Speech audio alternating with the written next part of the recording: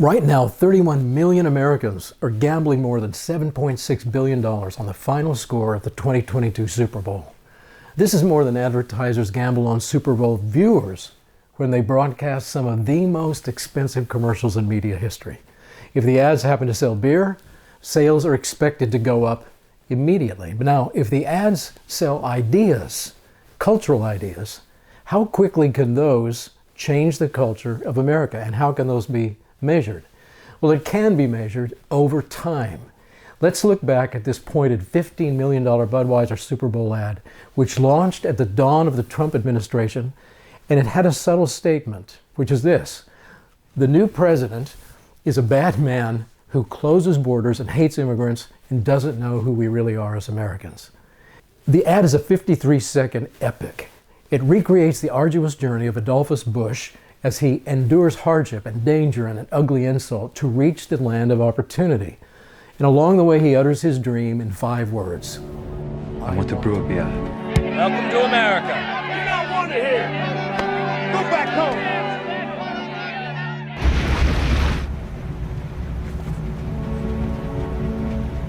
Abandon ship. The young German immigrant then walks into a bar in St. Louis. A kindly old German buys him an American beer, and they share their dreams. They make a deal to brew a better beer and dream about a brewing dynasty. They pledge their assets. The younger German, Herr Busch, opens an old notebook to offer ancient family beer recipes.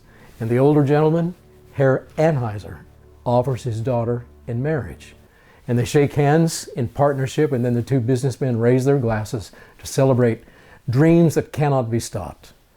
And the ad was meant to tell us who we are as Americans. Nothing like that new president, but a blindly tolerant people who would never ask any immigrant anything except where to send his entitlements. We would never destroy his dreams. And if anyone tries to ask an immigrant anything around us, anybody who tries to speak this way, our response is supposed to be, that is not who we are as Americans. That's not who we are as Americans.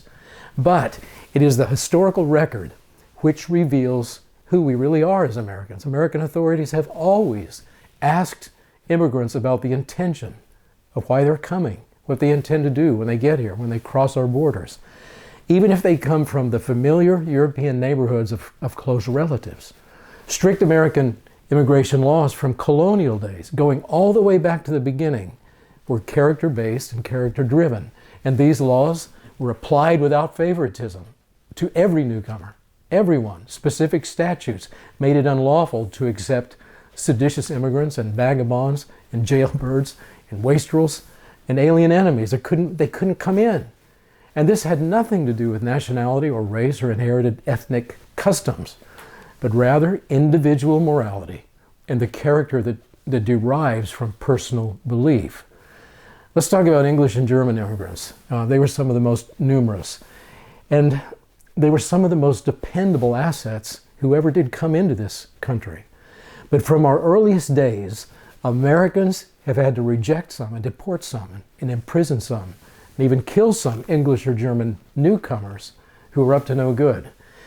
Dr. James Edwards has studied the earliest colonial immigration laws, tracking changes right up through 1990. 1990, the Immigration Act was signed in.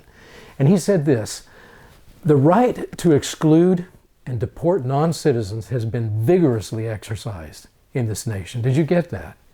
He says, indeed, such a right is inherent to the idea of a sovereign nation. And so, tracking our history from those days up through July 4th, 1776, Americans gained our independence at that time. And then the very next month, in August, a wave of Germans landed unexpectedly on the shores of the colonies, but they hadn't sailed to become new Americans. They came to kill us and to plunder our farms. And these Hessians had been hired by King George III as mercenary assassins. And they were assigned a mission to terrorize us, the new Americans, and overthrow the new government of the United States.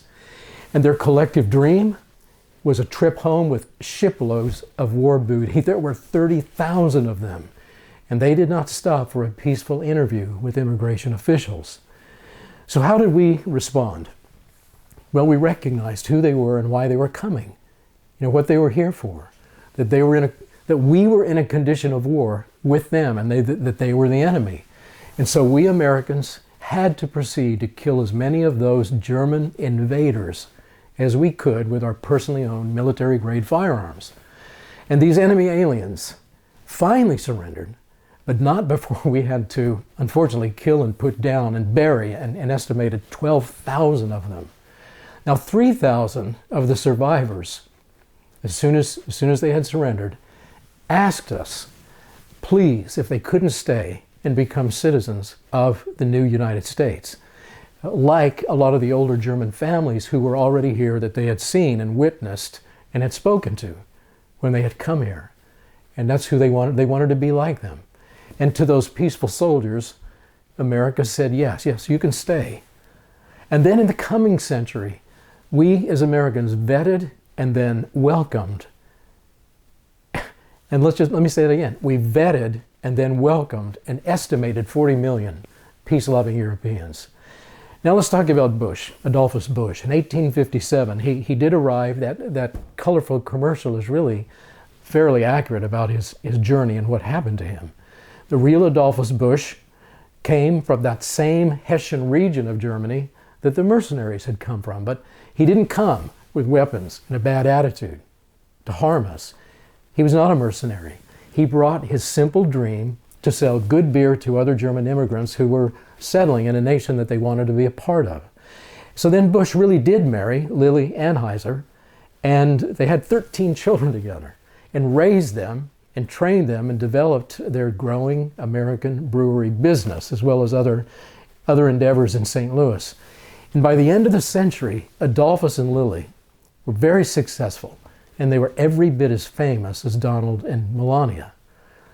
But not even Lily, and this is really interesting because she would travel back to Germany to visit her relatives on a fairly regular basis, but not even Lily Busch could go there and visit Germany and then come back into the United States without extreme vetting on her return to the ports of entry.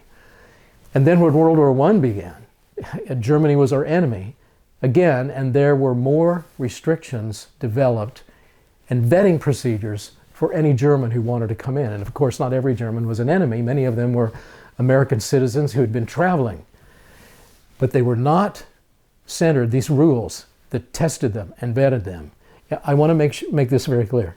Those rules were not based on nationality or spelling of surnames or melanin count, but on ideology. And that is the history of the United States when it comes to vetting and guarding our borders. There was no German ban even during World War I, but there certainly was a ban on ideologies which drive sabotage and subversion and genocide and threaten national security. And it was perfectly appropriate for the officials there at the border to ask Lily Busch when she came in how she was connected ideologically to Germany or to the United States. And yes, she was asked those same questions, and so was everyone else. Now, bring us up to 1942. America was again at war with the German government, which had become an ideological menace with a genocidal military. In World War II, the soldiers of Adolf Hitler were trying to land on American beaches. Now let me just give you the scenario. If they had tried, the soldiers of Adolf Hitler, to land on American beaches with rubber boats, they would not have been defined as refugees, as some people are who travel by rubber boat. They would have been vetted. And if it was clear that they were enemy aliens, at that time, during the war, they would have been tried and then immediately executed. And this, in fact, happened when 8 Nazis were caught trying to hide their rubber boat and bury explosives in the sand on a Long Island beach under the cover of a thick fog at night. They eluded a Coast Guard patrolman, but then the FBI later, I think it was the very next day, caught them and verified that these Germans were Nazi saboteurs armed with a dream inspired by Adolf Hitler. And how did we learn this? We learned it through vetting. two of the Nazis confessed to everything. They explained their mission, which was called Operation Pastorius, and which was to attack America's civil infrastructure and make war on American civilians. And then they were also told how they came in and they were dropped off on Long Island by Nazi U-boats with civilian costumes and maps and weapons. And so then all 8 of them were tried in a military court and they were sentenced to death. But the 2 who confessed were not immediately killed. They were imprisoned. The 6 others went straight to the electric chair, and then they were buried near the Anacostia River. So let me ask this question. Should Germans be asked questions about their ideology, about National Socialism, even to this day? How else would we discriminate against a devout Nazi, of which there still are some in Germany, and a typical Western German who's simply coming to the United States to see his relatives during Oktoberfest? How would we tell the difference? Did you know that all Germans are still vetted for ideology? All Germans are still vetted for ideology. This is 2022. They're still vetted for ideology. You will find this ideological question about Nazism on America's I-94W visa waiver form, this green one. And at every point of entry into the United States, Germans must declare on penalty of perjury any past association with Nazi ideology before coming into the country. And this is not extreme vetting. It is historically sound and responsible vetting of the kind that needs to happen at every point of entry to the United States. Today, there are more than 24 nations who consider themselves enemies of the United States. What are we doing with travelers from those countries? Are we just letting them in? Do we stop them? Do we vet them? Do we remind them of the laws that exist in this country? Are we vetting travelers from nations that may become enemy nations?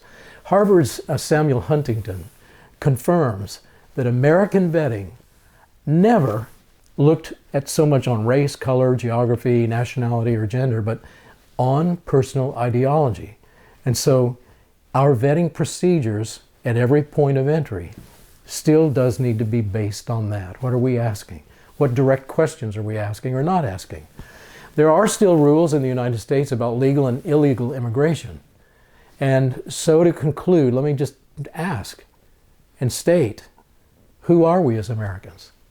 Truly, who we are as Americans are those who are careful about our borders, and we vet those who come in respectfully and carefully. And this tradition, in fact, it's so American that none of the founders felt the need to defend that idea of vetting, theoretically or morally, in any of their writings. Professor Thomas West, who has studied this, has said this: such a right to vetting was obvious to all as an inference from the general principles the founders shared. And this is really interesting. It is who we are as Americans. Okay, sovereign nations can and must exclude immigrants who would compromise national security. In 1798, we knew this for our entire history. In 1798, the Alien Enemies Act gave the early president of the United States broad discretionary authority to apprehend and deport aliens who might subvert the nation based on their personal ideology. George Washington demanded of anyone who came in, he said, they must have decency and propriety of conduct. This is true, he said, for any stranger who wanted to cross over the border and enter the bosom of America. And that was the culture of secure borders that we developed and we protected, and then we nurtured and we developed further. And it was this culture which attracted so many millions of law-abiding migrants to America, and we welcomed them. We vetted them first, and then we welcomed them. They wanted to live in a nation where decency and propriety of conduct were valued and preserved by all citizens. And when they came here, then they joined us in doing that. Without that culture, the Busch family, back in the late 1800s, would never have been able to build a $43 billion brewing operation, which they did. I'm Jeffrey Botkin, and I'm a grateful American.